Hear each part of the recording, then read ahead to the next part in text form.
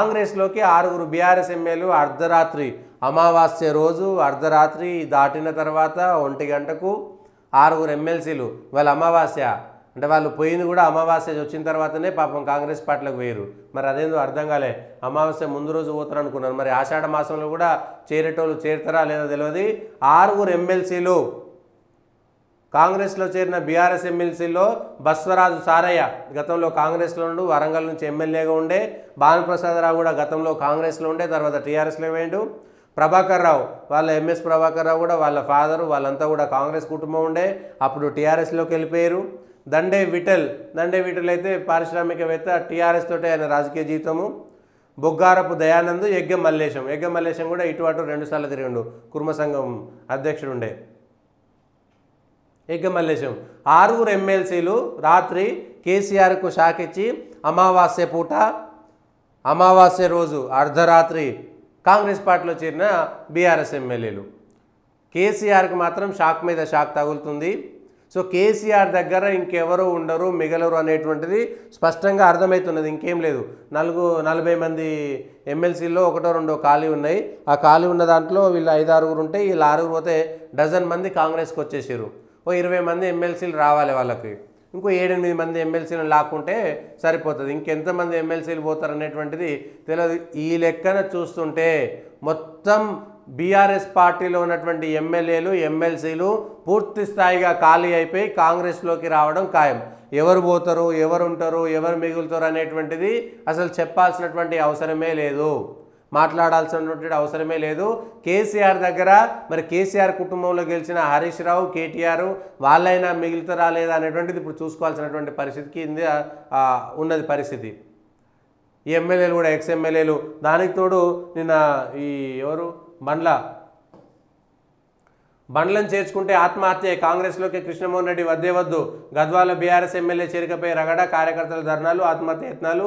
Cell tower ఎక్కి petrol పోసుకొని ఎప్పుడు చేరేది 2 రోజుల్లో ప్రకటిస్తాయి. ఇక 2 రోజులు ప్రకటించేది ఏమున్నది. గద్వాల ఎమ్మెల్యే బండ్ల కృష్ణమోహన్ రెడ్డి కూడా కాంగ్రెస్ పార్టీలో చేరడానికి సిద్ధమైపోయింది. ఆల్రెడీ నిన్న క్యాంప్ ఆఫీస్లో మీటింగ్ పెట్టుకున్నారు, అందరు కలిసిరు.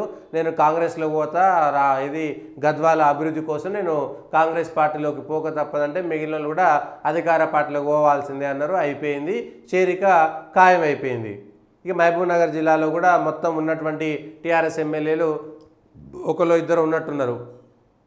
వాళ్ళందరూ కూడా కాంగ్రెస్ పార్టీలోకి వెళ్ళిపోతారు. సో ఎవరు మిగిలేటట్టుగా కనబడతలేరు. ఇటు 6 ఎమ్మెల్సీలు వేరు, గద్వాల ఎమ్మెల్యే కూడా కాంగ్రెస్లోకి పోవడం ఖాయమే. ఇంకెంతమంది ఉన్నారు అనేటువంటి విషయాన్ని మనం స్పష్టంగా చెప్పలేం. ఎవరు మిగులుతారు అనేటువంటిది కూడా చెప్పలేం. 5 మంది 6 మంది పాపం జగదీష్ రెడ్డి, పల్లా రాజేశ్వర రెడ్డి కూడా టీఆర్ఎస్లో ఉంటారా కాంగ్రెస్లో పోతారా అనేటువంటి అనుమానం వస్తుంది. అయ్యో వీళ్ళు ఇట్లాంటూరు ఏందనేటువంటిది కాదు, స్పష్టంగా అక్కడ ఉన్నటువంటి పరిస్థితులు అట్లున్నాయి. మిగిలితే ఇంకో 2-3 మిగులుతుండొచ్చు. వాళ్ళ కుటుంబంలో ఉన్నటువంటి 3 ఎమ్మెల్యేలు కాకుండా ఇంకో 2-3 మిగిలవచ్చు. కానీ మరి ఆషాఢ మాసం వచ్చింది కాబట్టి ఆషాఢ భూతి ప్రకారం వెళ్తారా వెళ్ళరా, ఆషాఢం తర్వాత చేస్తారా అనేటువంటిది క్లారిటీ లేదు. కానీ ఈ అసెంబ్లీ సమావేశాలు ఉన్నాయి.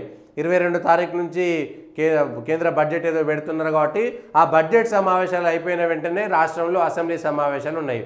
ఆ అసెంబ్లీ సమావేశాల్లోనే ఆలోపే మొత్తం కాంగ్రెస్ పార్టీలోకి టీఆర్ఎస్ ఎమ్మెల్యేలను ఎమ్మెల్సీలను ఇంకో 6-7 మందిని చేర్చుకుంటే ఎమ్మెల్సీలు కూడా అయిపోతుంది.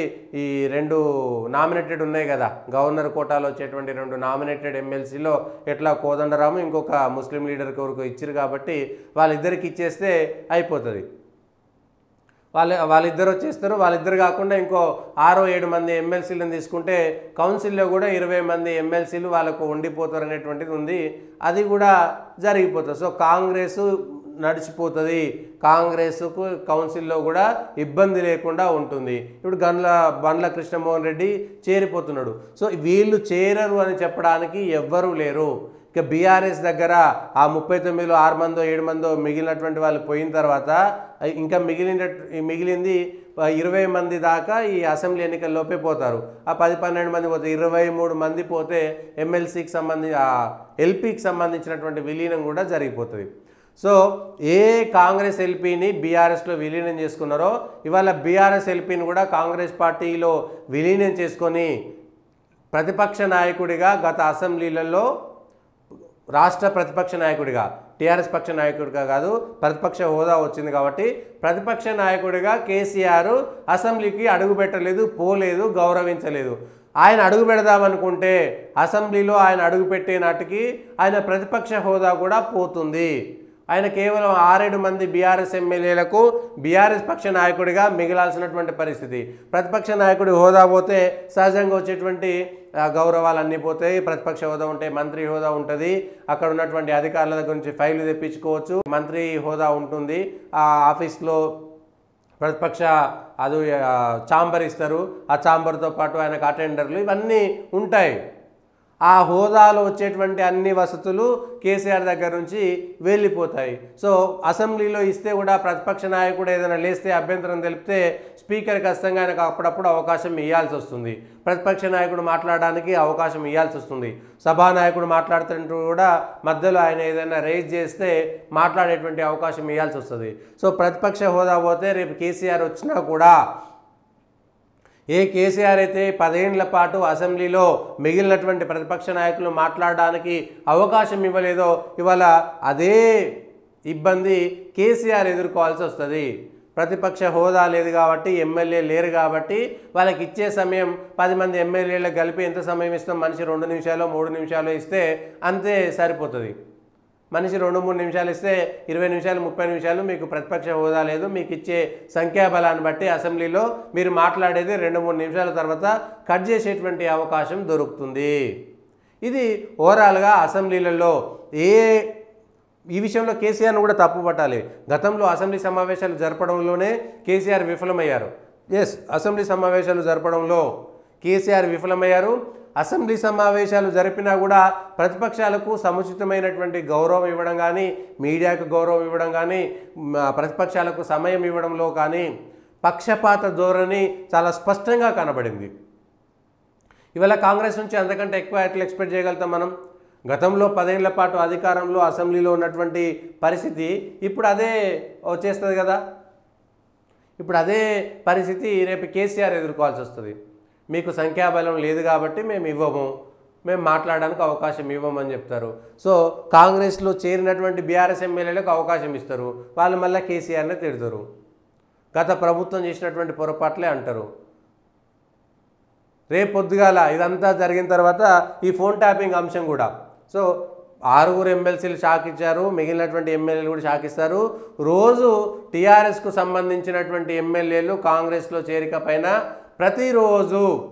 ప్రతిరోజు మనం ఏదో ఒక అంశాన్ని, ఏదో ఒక వార్తను మాత్రం చూడక తప్పదు. ఇది కాంగ్రెస్ పార్టీకి సంబంధించి టీఆర్ఎస్ పార్టీ మాత్రం ఎట్లయితే వాళ్ళు మిగిలినటువంటి వాళ్ళను ఎంపీటీసీలను, జెడ్పీటీసీలను, సర్పంచ్లను ఎవరిని మిగలకుండా చేసుకున్నారు. గ్రామాల్లో వాళ్ళ సొంతంగా పార్టీలు ఉన్నటువంటి వాళ్ళు ఎక్కడో ఒక చోట ప్రతిపక్షం ఉన్న తప్పు లేకపోతుండే, ప్రతిపక్ష ఎమ్మెల్యేలను ఎవరిని లేకుండా చేసి అధికారం శాశ్వతం నాది అనుకున్నటువంటి దాంట్లో వాళ్ళ అధికారం లేకుండా పోయింది.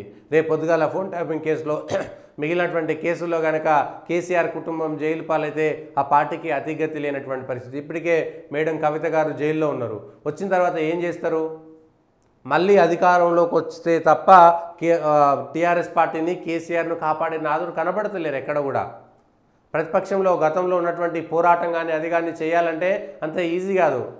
ఇంకొక అంశం ఏంటంటే 20 ఏళ్ల పాటు 10 ఏళ్లే కేసీఆర్ అధికారంలో ఉన్న, అంతకుముందు 10 ఏళ్ళు తెలంగాణ అనేటువంటి ఉద్యమం ముసుగులో లేదా ఉద్యమం నేపథ్యంలో, ఉద్యమం దృష్ట్యా అప్పుడు ప్రతిపక్షంలో ఉన్నా సరే ప్రతి ఒక్కరిని రుబాబుగా టీఆర్ఎస్ పార్టీ ఉన్నది.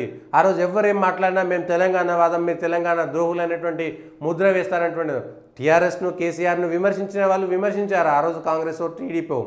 అయినా సరే కేసీఆర్ను, టీఆర్ఎస్ను ముట్టుకోవాలంటే ఇబ్బందికరమైనటువంటి పరిస్థితి. ప్రతిపక్షంలో ఉన్నా సరే తెలంగాణ వాదం అనేటువంటి, తెలంగాణ ఉద్యమం అనేటువంటి ఒక షీల్డ్ వాళ్ళకు ఉండేది, ఆ పరదా ఉండేది. తెలంగాణ ఉద్యమం పరదా లోపల వాళ్ళు ఎన్ని చేసినా కానీ ఏం మాట్లాడలేనటువంటి పరిస్థితి. ప్రజలు కూడా అరే వాళ్ళు తెలంగాణ కోసం కొట్లాడుతుంటే మీరు అధికారం అనుభవిస్తూ తెలంగాణ అనకుండా వాళ్ళని ఎట్లా అంటారు అనేటువంటి ఒక మాట వస్తున్నటువంటి భయంతో అప్పుడున్నటువంటి వాళ్ళు కూడా, అధికారం ఉన్నటువంటి నాయకులు కూడా ఏమీ మాట్లాడినటువంటి పరిస్థితికి అయితే వచ్చింది.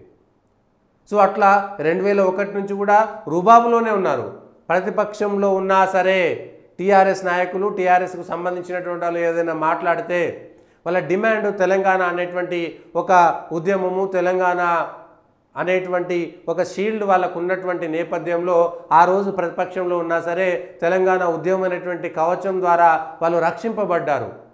వాళ్ళకి ఏ ఇబ్బంది రాలేదు. ఎవరైనా టీఆర్ఎస్ను వీడిపోయినటువంటి ఎమ్మెల్యేలు ఉన్నా వాళ్ళదే తప్పు అన్నట్టుగా ప్రజల్లో వ్యతిరేకత క్రియేట్ అయింది.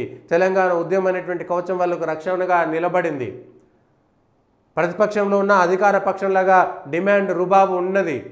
కొన్ని ఇబ్బందులు ఎదుర్కొన్న మాట వాస్తవమే, ఇబ్బందులు వచ్చినాయి. అయినా సరే ప్రజల్లో వాళ్ళకి అది ఉన్నది. కానీ ఇప్పుడు ప్రజల్లో అది పోయింది. 10 ఏళ్ళు అధికారం ఉండి అధికారంలో కూడా వాళ్ళదే రుబాబు నడిచింది. వాళ్ళ అధికారము పెత్తనము సహజంగా నడిచింది. ఫక్తు రాజకీయ పార్టీగా మారిపోయింది. ఉద్యమంతో సంబంధం లేదన్నది, తెలంగాణతో సంబంధం లేకుండా బీఆర్ఎస్గా మారిపోయింది. 20 ఏళ్ల తర్వాత ఒక్కసారిగా ఆ నాయకులు, టీఆర్ఎస్కు సంబంధించినటువంటి నాయకులు కేసీఆర్ కానీ, వాళ్ళ కొడుకు కానీ, అల్లుడు కానీ, బిడ్డే కానీ, వాళ్ళ బంధువులు కానీ, లేకపోతే ఆయన చుట్టుపక్కల ఉండేటువంటి వాళ్ళు అది భరించలేనటువంటి పరిస్థితి. గతంలో తెలంగాణ ఉద్యమం జరుగుతుంటే కాంగ్రెస్ అధికారంలో ఉన్న కాంగ్రెస్ వాళ్ళ దగ్గరికి టీఆర్ఎస్లు ఎవరైనా మంచికో చెడుకో చెప్పిన పని జరుగుతుండేది. అక్కడ అవసరమో అవకాశమో పరిస్థితుల ప్రభావం వల్లనో కాంగ్రెస్ అధికారంలో ఉన్నప్పుడు టీఆర్ఎస్ నాయకుల సిఫారసులు పనిచేసేవి. అప్పుడు అది చేయకపోతే రేపు పొద్దుగాల మాకు ఇబ్బంది అవుతుంది అనేటువంటి ఒక భావనతోటో, తెలంగాణ అనేటువంటి భావనతోటో ఖచ్చితంగా టీఆర్ఎస్ వాళ్ళకు కొన్ని పనులు జరిగేవి. గ్రామాల్లో కూడా టీఆర్ఎస్ పైన ప్రేమ ఉండేది, ఆ అభిమానం ఉండేది. ఆ పార్టీలో చేరకపోయినా టీఆర్ఎస్ అనేటోళ్ళు తెలంగాణ కోసం కొట్లాడుతుర్రో అనేటువంటి ఒక పేరు క్రియేట్ అయింది. కానీ అది పోయింది, తెలంగాణ వచ్చింది. తెలంగాణ వచ్చినాక 10 ఏళ్ల పాటు మీరు ప్రభుత్వంలో ఉన్నారు, అధికారాన్ని చెలాయించారు. కాబట్టి 20 ఏళ్ల అధికారం ఒక్కసారిగా దిగిపోవడంతో ఏమీ పాల్గొలేనటువంటి పరిస్థితి. గతంలోగా ఇప్పుడు కేటీఆర్లో, కేసీఆర్లో, హరీష్ రావులో సిఫారసు చేస్తే ఎక్కడ అధికారులు వినేటువంటి పరిస్థితి లేదు. గతంలో ప్రతిపక్షంలో ఉన్న సిఫారసులు పనిచేసేటివి, ఇప్పుడు ఎక్కడ పనిచేసేటువంటిది లేదు. ఖాళీగా ఎమ్మెల్యేలుగా ఉన్న కేవలం ఐడియల్గా విగ్రహాల రూపంలో కూర్చోవాల్సినటువంటి పరిస్థితి తప్ప వాళ్ళ పెత్తనం ఎక్కడ కూడా కనబడతలేదు. దాంతో ఇవాళ వాళ్ళు ఏం చేయాలనో కకావికలమైనటువంటి పరిస్థితి బీఆర్ఎస్ సంబంధించినటువంటి నాయకుల మధ్య ఉన్నది. అది కేసీఆర్ కానీ, కేటీఆర్ కానీ, హరీష్ కానీ, కవిత కానీ, సంతోష్ రావు కానీ, మిగిలినటువంటి ముఖ్యమైనటువంటి బీఆర్ఎస్ నాయకులు ఎవరైనా సరే ఇప్పుడు మళ్ళా 20 ఏళ్ల తర్వాత వచ్చి తెలంగాణ ఉద్యమంలో రోడ్ల మీద కూర్చునడం వేరు. తెలంగాణ ఉద్యమంలో బీఆర్ఎస్ రోడ్డు మీద పోతే ప్రజలంతా వచ్చి మద్దతు తెలిపి వాళ్ళకి ఇష్టం ఉన్నా లేకపోయినా కేసీఆర్ మీద వ్యతిరేకత ఉన్నా సరే వచ్చి ఆడ కూర్చుంటోళ్ళు. కానీ వాళ్ళ బీఆర్ఎస్ పోయి అక్కడ కూర్చునేటువంటి పరిస్థితి ఉండదు. ఎందుకుంటుంది?